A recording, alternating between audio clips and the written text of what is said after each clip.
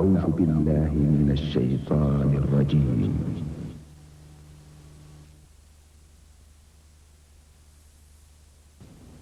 بسم الله الرحمن الرحيم.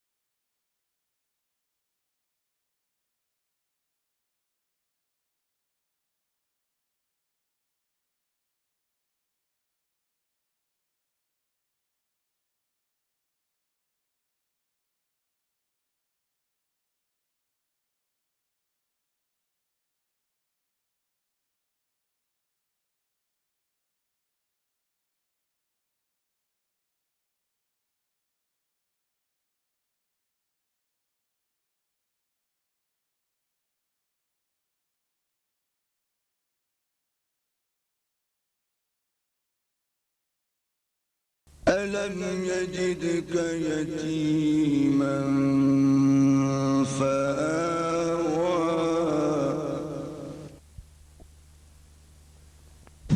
ووجدك ضالا فهدى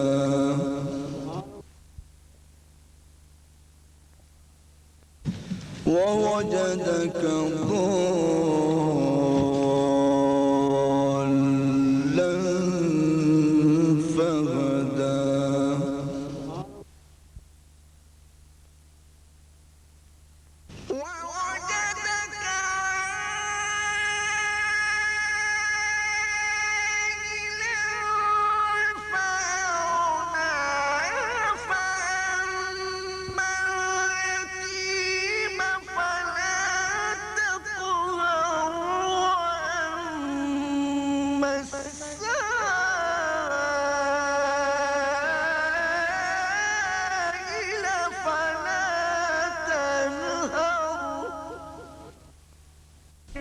وأما بنعمة ربك فحدث.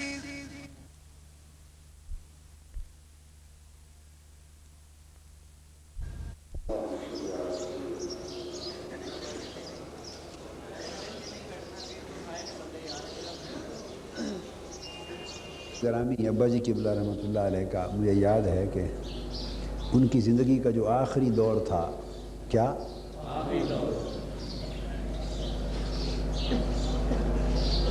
3 دور ان کی زندگی میں گزرے.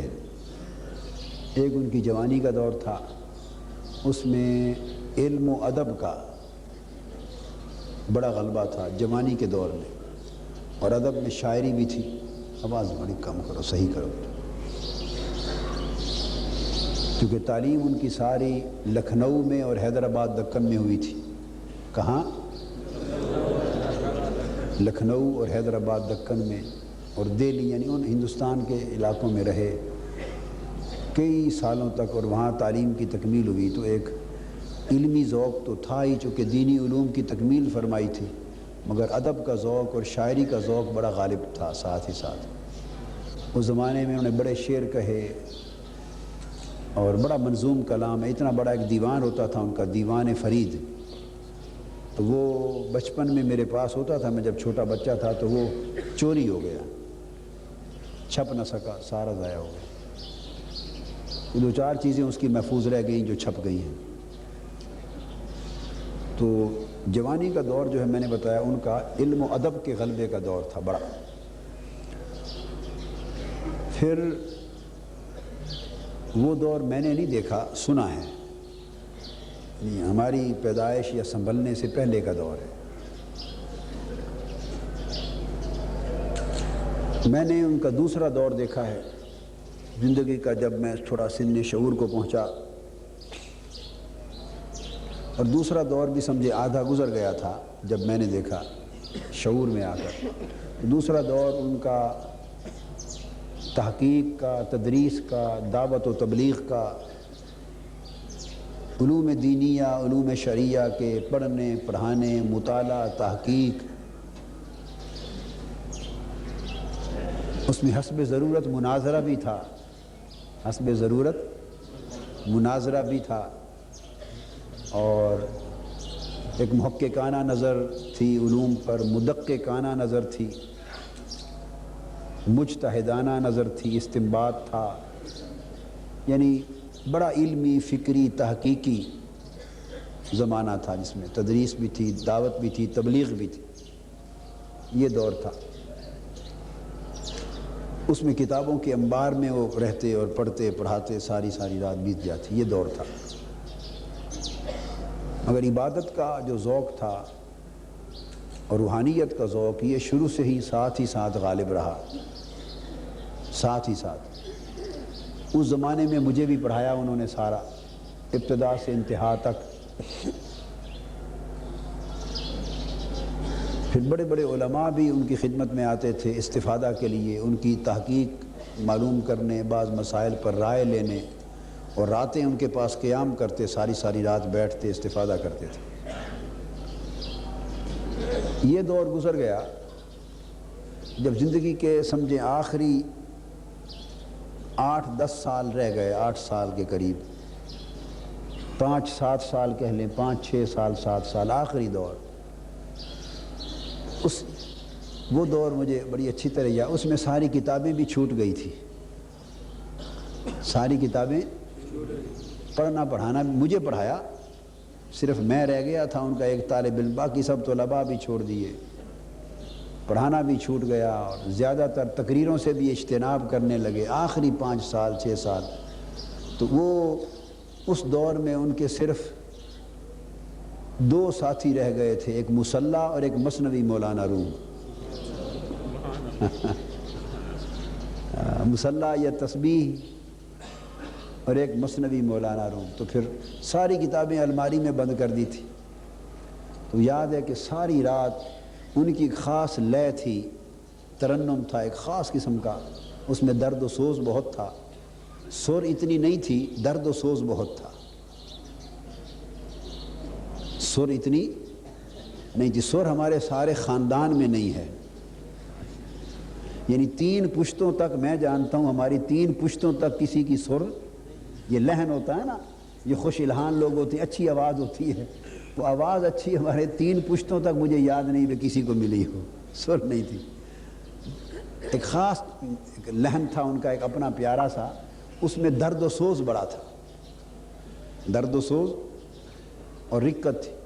بس پھر آخری عمر کے 5 برس ان کے آنسو تھے، آنسو یہ ان کے ساتھی تھے، اور گریہ و زاری تھی، اور آہ سر رنگ زرد و آہ سرد و چشم تر.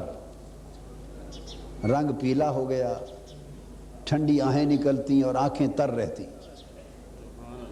درد و سوز کی کیفیت میں آخری 5 سال ان کے گزر گئے.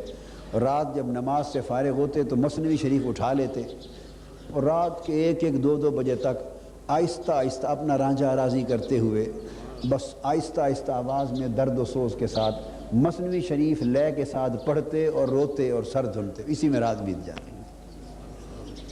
پھر تھوڑا دیر آرام کر کے پھر مصلے پر آ جاتے 1-1.5-2 بجے رات کے، اور پھر صبح اشراق تک 6-6 7-7 گھنٹے مصلے پر رہتے، عبادات کی کثرت. تو یہ آخری 5-6 سال ان کے اس رنگ میں بیت گئے. یہ کون فرما رہا ہے؟ اب بات یہ ہے کہ ان کی لے مجھے نہیں آتی، وہ آتی نہیں، اور میری اپنی لے ہے کوئی نہیں، میں نے مثنوی کبھی پڑھی نہیں. آپ کو 15 سال ہو گئے، آپ نے کبھی مثنوی سنی مجھ سے لے میں اپنا رانجھا راضی کرنے کے لیے اکیلے پڑھتا ہوں، مگر کبھی عام پڑھا نہیں میں نے، اس لیے اس کی کوئی لے نہیں بنی میری. جیسی بھی ہے.